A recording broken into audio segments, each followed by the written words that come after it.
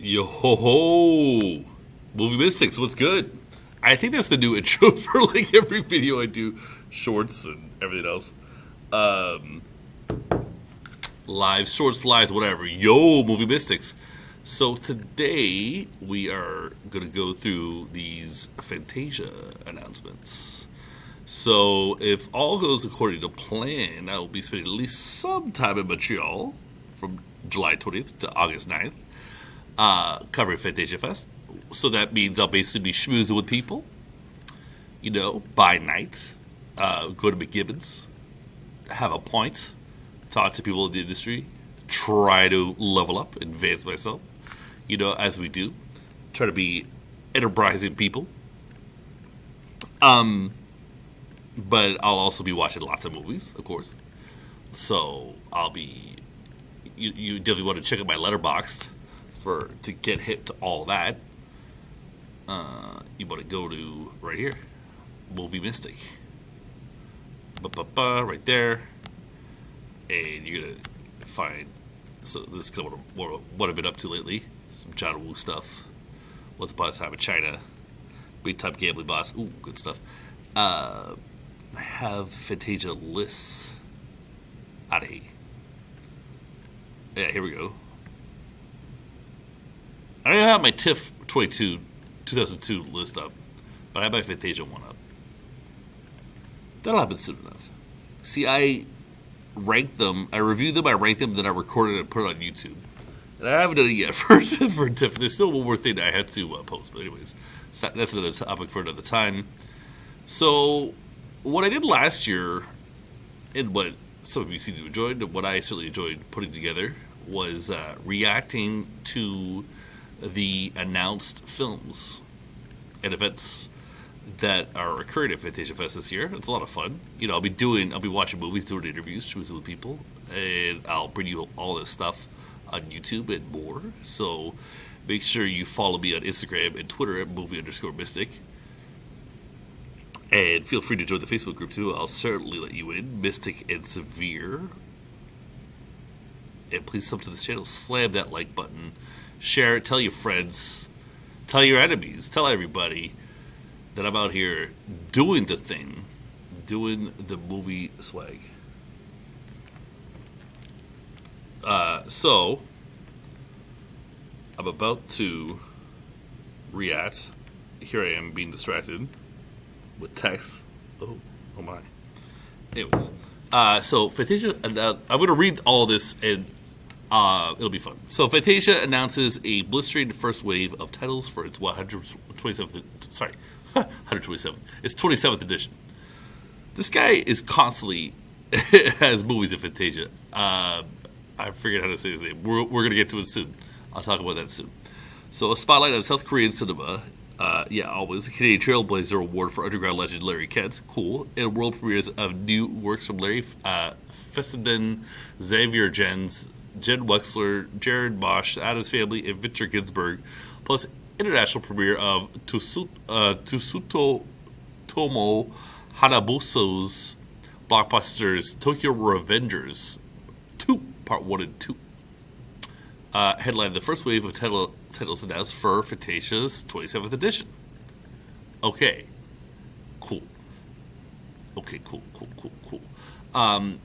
So, the Fantasia International Film Festival will be celebrating its 27th edition with a whiplashing program of screenings, workshops, and launch events running from July 20th through August 9th, 2023, taking place at Concordia Hall Cinema, with additional screens at the Cinémathèque Québécois and Cinéma de Musée.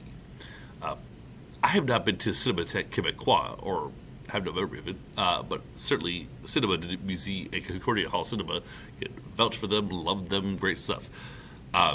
And I gotta tell you, if you are any kind of genre film fan or are curious about busting into that industry and you happen to be like where I'm at, like Ottawa, Montreal area, you really should hop over for a couple of days at least and check it out. You'll have a lot of fun and you'll definitely meet like-minded people, and it may be very good networking for you. It's been very good networking for me over the years. I love Fantasia Fest and I cannot wait to, hopefully fingers crossed, make some moves in the summer. Okay, so let's see what they got going on. So, bright spotlights of South Korean cinema illuminate Fantasia's 27th edition. Since the selection of Kan Ji-goo's Gingo Bed at Fantasia's 1998 edition, the festival has become one of the premier destinations for South Korean cinema. Over the years, Fantasia's audience has had the opportunity to discover several essential Korean auteurs. Bong Joon-ho, oh my God, of Parasite fame. Park Chan-wook, Sympathy for Mr. Of Old Boy fame. Really different things there. Kim Ji-won, The Quiet Family. Hwang Dong-hook, Miss Granny, and Yeon San-ho, The King of Pigs, and among many others. So these filmmakers are now mainstays of the international film scene, lighting up the big screen and streaming platforms alike. Okay, cool.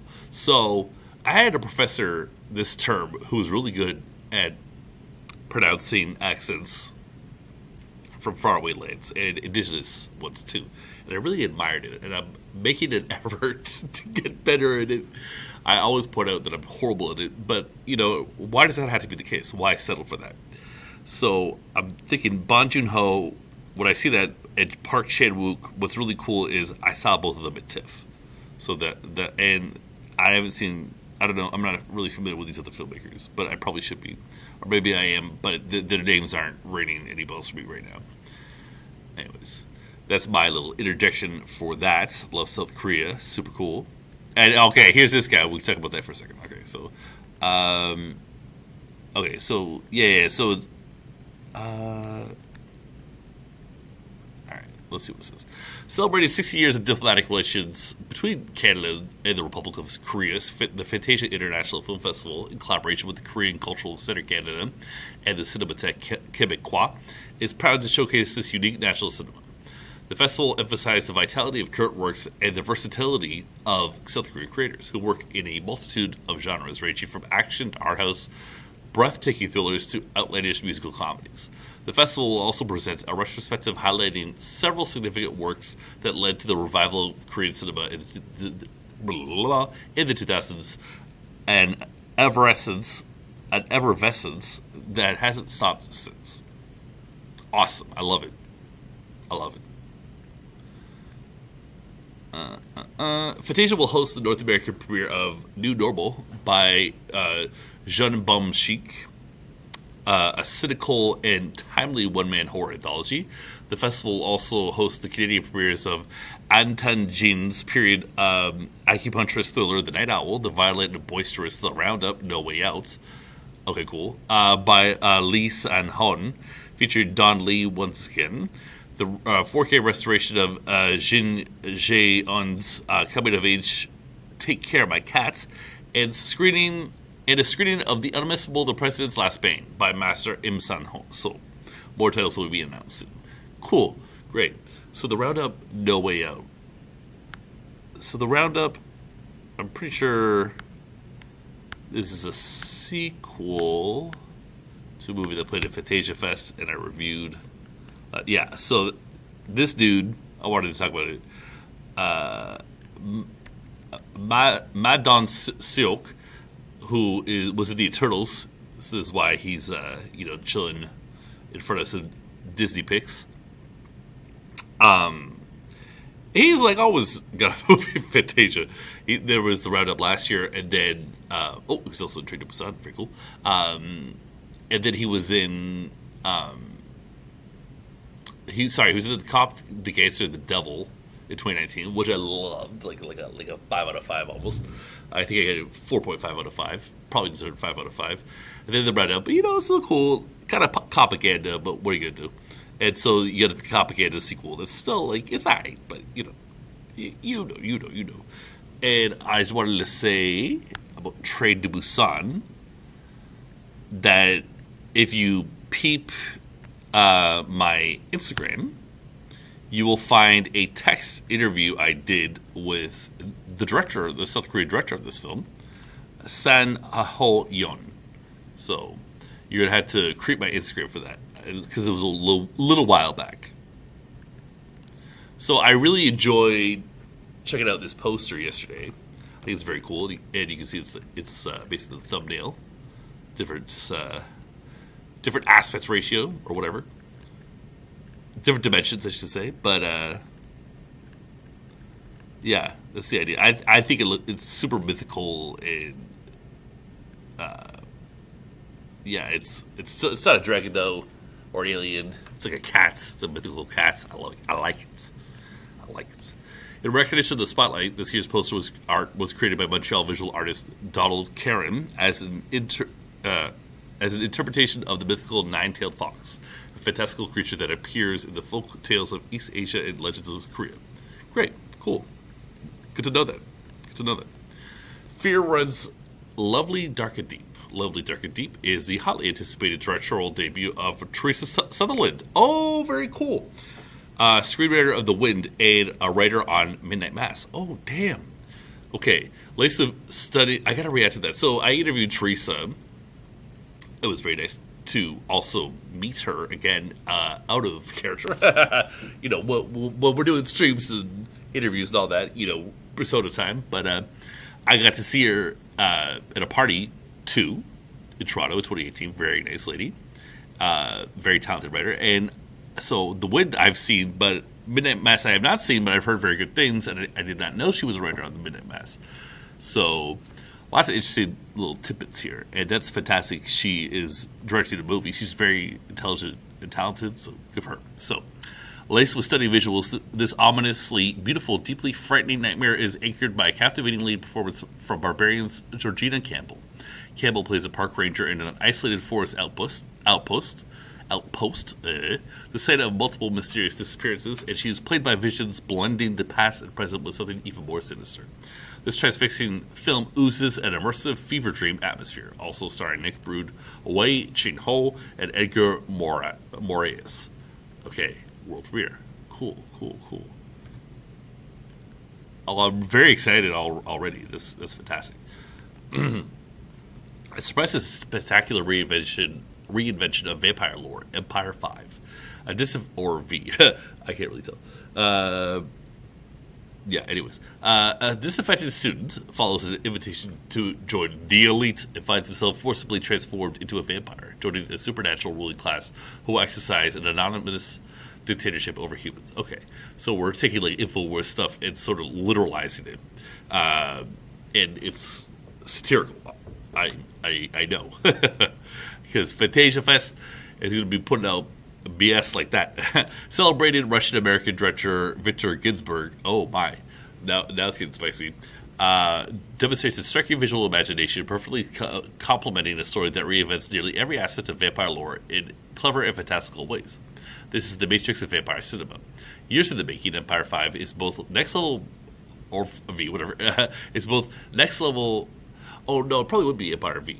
We're talking vampires, right? Okay, it's both next level blockbuster storytelling and mega budget anti-oligarch satire, electrified with breathtaking visuals from the great Alexei Rodonov. Oh, from Come and See. Oh, damn.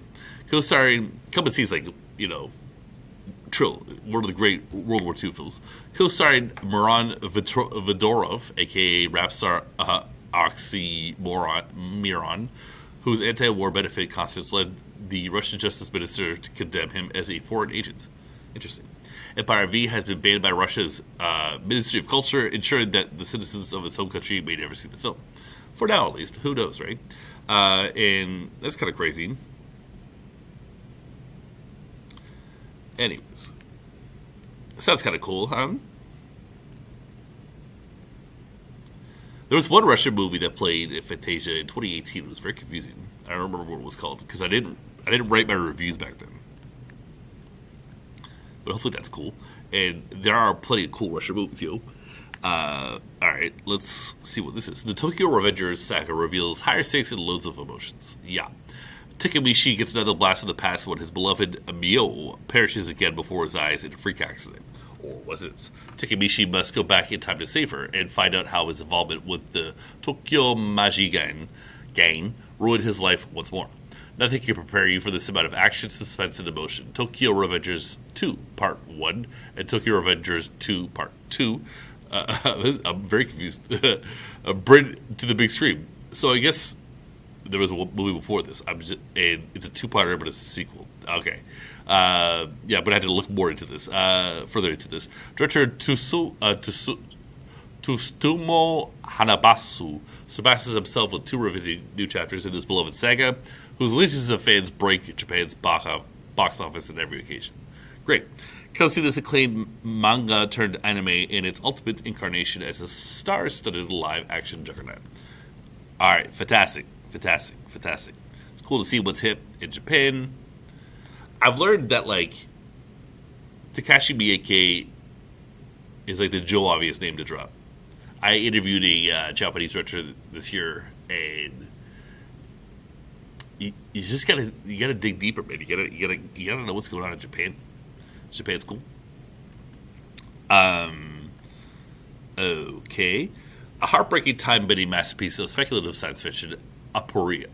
Sissels and her husband, Mal, in a drunk driving incident, Sophie, has struggled to manage crippling grief, a full-time job, and the demands of parenting her devastated teenage daughter. When her husband's best friend, a former physicist, reveals he and Mal had been building a time-bending machine that could restore her former life, Sophie will be faced with an impossible choice. This riveting, character-driven sci-fi work from award-winning writer-director Jared Moshe imaginatively grapples with the ripple effects of morally fraught choices made in the name of love and raises timely questions about ethics and technological innovation. Yeah, man. I mean, I'm not like a technology maximalist. I don't think we should, like, do everything with automation. Like, it's scary. So it started with the working class, and now with ChatGPT, there's like deeper questions. It's like ChatGPT, win an Oscar for best screenplay. Apparently, the next edition is gonna be pretty scary. Anyways, the ethics and technological innovation is an interesting topic. Anyways, and cool to explore for movies. Yeah, so I'm excited to read about this. The Addams Family takes you where the devil roams. Darkest prayers will be answered in sawdust and sacrilege when Fantasia goes where the devil roams. This astonishing new feature from cult favorites, the Addams Family, follows a family of traveling sideshow performers as they traverse Depression-era America on a bloody search for eternal life. As in The Deeper You Dig and Hellbender, both Fantasia world premieres, the gifted filmmaking family latest creation continues their inspired explorations of familial power dynamics through the prism of horror. Haunting, poetic, sometimes funny, frequently freakish, and told with conviction through a deeply personal lens. World premiere. Fantastic. That's great. So I interviewed the Addams Family, Toby Poser. It says Poster here. I think it's Poser. John Adams and Zelda Adams. They were fantastic. We talked through Zoom on a digital version of Fantasia for their film Hellbender. And I saw them premiere The Deeper You Dig in 2019. That was fantastic. Great stuff. And I also saw... Oh, I gotta look this up. I saw one of their shorts lately, but it's like not a short, it's like a long. Because it's like an hour. It's not a feature, it's a long. It's not a feature, it's not a short, it's a long. It's fun to make funny things up during YouTube Lives. But yeah, this is exciting. There's some cool stuff coming up. So, yeah, The Hatred. I saw this on Arrow Video streaming service, and I thought it was excellent. Just like I thought Hellbender, The Deeper You Dig were. And if you watch my interview with them, they actually talk about this movie. At the very end, they say this is the next thing they were going to work on. So I knew all this already, and I'm going to be real with you. So last year when I did these streams, I came in fresh, and this time I did a quick scroll. Just a cursory scroll. I knew I was going to talk about this. Anyways. Xavier Gens brings shattering fistfuls of mayhem. Xavier Jens is back. Sam, a professional boxer recently released from prison, breaks probation, flees to Faraway Island in Thailand, and starts a family there. But when he's blackmailed by a fierce local godfather into becoming a drug smuggler, things go straight to hell, and then some. A blood-soaked revenge roller coaster mayhem starts slow and seething before exploding off the screen, with tendon-snapping tension and unbelievably ferocious fight choreography of the sort that's seldom seen in modern film. Also starring people that I don't know. Lauren Nunway, Vidya Pedzrengarm, Mehdi Haddam, and Kenneth Wan. Okay. I try to get out of that. I can't. Cutie pies. Let it all out with people who talk to plushies are kind. Okay. When sophomore students Nanamori joins the Plushies Club, he's encouraged to share his feelings with stuffed animals. You could call it an introvert's paradise, or better yet, a safe space. And while for some it's a natural fit, for others it's an insular distraction. Adapted from a novella by rising literary star Ayo Omai, and directed by up-and-comer Yorini Kaneko, Fantasia 2019 selection, 21st Century Girl. I don't know if I saw that. I might have. People who talk to plushies are kind, enchants with gently provocative exploration of sexuality, gender, kindness, and tolerance in Japanese society. A thought-provoking update on the youth film for when the world feels like entirely too much. Yeah, sounds like it. North American premiere, Camera Lucida section. What is this? Okay, at last, acclaimed horror auteur Larry Fessenden has fulfilled his long-held desire to make a werewolf film. Rounding out the triptych began with his vampire drama Habits and Frankenstein variation Depraved. Fessenden, as always, makes Blackout a very human story as well as gripping horror show while weaving in his traditional focus on socio-political themes. From his long-held ecological concerns to very modern issues of suspicion and paranoia, starring Alex Hertz, Addison Tiblin, Marshall Bell, James LaGrosse, Barbara Crampton, and Joe Swanberg. Very cool. Definitely something to check out. I interviewed the composer of Depraved in, I guess, 2019. It was back in the radio days. And it was a cool movie. Yeah, it was cool. There's the poster. It's a cool poster. Let's see. What's that man's name? What's the man's name? Yeah, Will Bates. Cool dude. Yeah. You can check him out. Check out all his movies. And I also interviewed Larry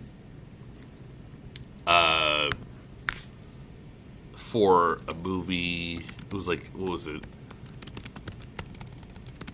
It was a South by Southwest. Or no, it was a little bit later.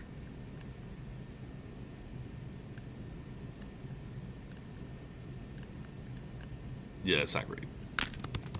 Come on.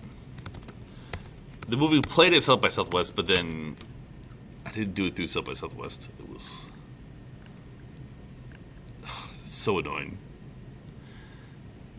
It was with two other filmmakers. It was like an animated, like Frank Frazetta style flick. It's really annoying. I can't find it. Oh well. What are you gonna do? Barbara Crampton is a goat. She's one of the goats. From South Korea comes Motherland, an Arctic stop-motion adventure. Cool. When the health of Krisha's mother takes a turn for the worse, the village shaman offers her wisdom. Follow the North Star to the ancient forest and find its guardian master, the Great Red Bear of Legend. The first South Korean stop-motion feature film in almost half a century, director Park J. Biomes, an animated adventure Motherland, is an exquisitely crafted snowbound fantasy with a potent emotional warmth at its core. It explores the lives and lore of the nomadic indigenous reindeer herders of the sparse and unforgiving Siberian tundra. Okay. Fasten your seatbelts and be careful what you wish for. A chef with gambling problems, Nick Stahl, flees to the Latin American villa of an old friend who appears to be living an extraordinary life. Envy soon turns to greed, and then to something more unsettling for the chef when he assumes his friend's life. Ah, so it's like the talented Mr. Ripley.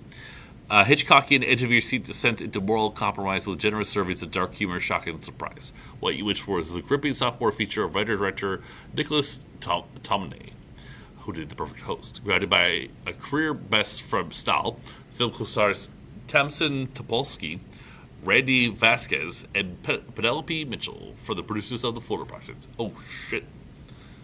The Florida Project is sick. Sean Baker. I gotta see more of his movies. I ain't seen nothing. A gut-wrenching humor reflection of modern slavery takes place in Richelieu. When Stefan hires Ariane to act as an interpreter for his Guatemalan workers, he expects nothing more than a messenger. But after witnessing the horrifying abuse the men are subjected to, Ariane will be pushed to choose between their lives and her own.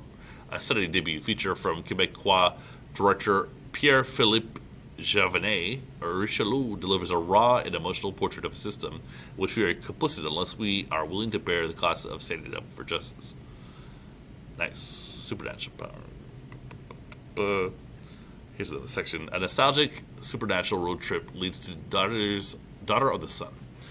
Take a supernatural journey with Sonny, a man with Tourette syndrome, and his daughter Hildy as they forge their path across the country. They had a powerful secret, but joined a community of friendly nomadic strangers whose kindness conceals a darker intention. The world premiere of Daughter of the Sun is Sonny's next chapter and a continuation of director-actor Ryan Ward's award-winning Son of the Sunshine. This deeply personal journey reflects aspects of Ward's life with cosmic imagery, stunning cinematography shot at Ward's home province of Manitoba, and stellar performances from teens Nika Perkin and Lena Leacock. Something to look forward to. Sounds cool. Jenna Wexler dares you to bleed for the sacrifice game. Jenna Wexler's The Ranger, a high-octane punk rock banner, exploded in the genre landscape in 2018, and now she's back with her sophomore feature, The Sacrifice Game. Filled with gore and lore, indie filmmaker Wexler penned this gripping and stylish 70s set chiller involving schoolgirls, power-mad killers, and occult prophecy with partner Sean Redlands. Shot in Quebec, this breakneck horror film stars Mena Massoud, Olivia Scott Welsh, Gus Kenworthy, Georgia Atkin, Madison Baines, and features the return of the Rangers' Chloe Levine. You won't want to miss a second of The Sacrifice Game, world premiere of this. Yeah, and this sounded pretty interesting, and I am woefully ignorant about this man's contributions. So, thank you for making me hip to more things at Fantasia Fest. A Canadian Trailblazer Award for Larry Kent. Fantasia is proud to be giving our 2023 Canadian Trailblazer Award to our country's legendary first underground filmmaker, Larry Kent, with world premieres of Canadian International Pictures' new 4K restorations of his landmark Vancouver trilogy and additional screenings and events. Cited by David Cronenberg as a heroic figure, Larry Kent made so many films so ahead of their time, to quote Adam McGowan, that they eventually fell out of official circulation. Situated somewhere between the vivid indie dramas of John Cassavetes and the lurid melodramas of Doris Wishman, ooh la la, Kent's films brought new vitality to Canadian cinema, and time has only added to their potency. Even as his 19th birthday approaches, wow, good for you, man. He continues to make singular and gutsy independent features. His most recent works Exley and She Who Must Burn, both world premiered at Fantasia, the later winning Spectacular Optical's 2015 Barry Convicts Award for Best Canadian Feature at the festival. Whether audiences have caught up with Kent's boldly uncompromising vision or not, CIP is working on an ambitious restoration. Oh, Canadian International Pictures. Cool. You can find them on Vinegar Syndrome. They're really cool. They're a partner label based in Toronto. So, see, that aims to restaurant his most seminal film starring the Vancouver trilogy, The Bitter Ash, Sweet Substitute, and When Tomorrow Dies.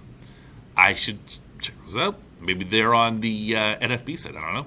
Each of which will be unveiled at Fantasia this summer.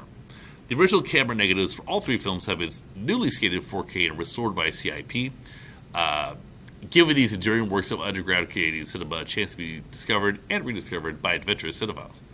In addition, Fantasia will be presented a rare 35mm print of Yesterday and a special screening of She Who Must Burn. Join us in celebrating the career of one of Canadian film's most courageous originals. Damn, man. Yeah, I feel like I don't feel like a chump, but I'm very. I wish I knew about this, but I felt like that for a second, but then I was overcome with the realization that it's all good, and I'm just lucky to learn about it. So thank you, Fantasia Fest, for all of that. The 27th edition of Fantasia International Film Festival is presented by Videotron in collaboration with Desjardins, and is made possible thanks to the financial contributions of the City of Montreal, the Council de Arts of Montreal, the Government of Quebec, CODEC, Telefilm Canada, and Tourism Montreal. A second wave of Fantasia 2023 titles will be announced in early June, with the full lineup to be revealed in early July. Ticket sales commencing shortly afterwards. Groovy. So yeah, like I said, if you're in the Ottawa, Montreal area, you should, and you like genre films, and you're sort of interested in making moves there, you really don't have an excuse to miss that this summer, even if you just go like a night or two. I think you'll really enjoy it. I always have fun at Fantasia. I was there last summer, took a couple of summers off because of COVID, and I was there in 2019, 2018. It's like summer camp for genre nerds like myself, and there are a lot of interesting things to highlight here, including the Addams Family. Well, there's some other things I wanted to highlight. I was really excited to learn about Teresa Sutherland's directorial debut. I think that sounds really cool. And the Addams Family, like I said, that piqued my interest. The Larry Fessenden thing movie, that sounds really cool. The spotlight on South Korean work, Daughter of the Sun, sounds excellent. And this Canadian Trailblazer Award for Larry Kent. That the idea to learn more about an older gentleman while he's still here, while he's still with us, to get this Lifetime Achievement Award is just respect. And I hope I get to watch at least one of his movies there. It looks like a lot of fun. Anyways, guys, that kind of does it for me. That was a fun stream. It's always fun doing these. I had 2 more coming up, and yeah, hopefully I'll at least do the streams on announced content. But hopefully we get a bunch more stuff coming up. Been rethinking interviews for this year. I'm thinking to do everything as YouTube Shorts. So I will just ask questions, and each question will be like a short, and then I'll just kind of like drip them out instead of just like one post. It'll be like dripped out throughout like a week or two, and that way you can really retain everything, and you get a visual that's gonna be cooler like that. And yeah, man, that's what I'm thinking, and I can't wait to see a bunch of stuff, discover new filmmakers, continue my appreciation for other filmmakers. It's a dope time. Today's just great. So that's it for me. I hope you enjoyed the stream. Consider subbing to this channel if you did, and I'll see you guys around. Peace.